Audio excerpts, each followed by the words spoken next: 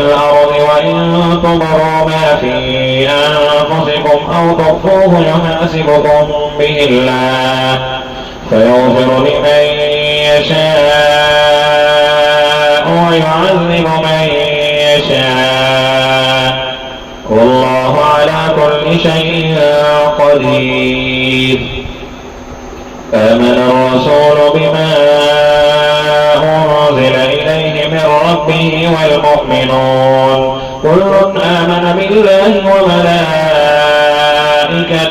وكتبه ورسله لا نفرق بين أحد من رسله وقالوا سمعنا وأطعنا غفرانك ربنا وإليك المصير.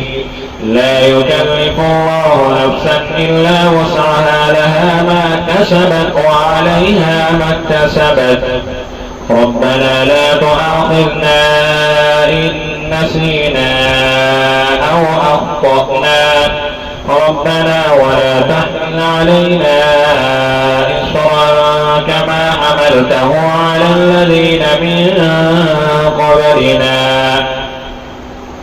ربنا ولا تحملنا ما لا طاقة لنا به واعف عنا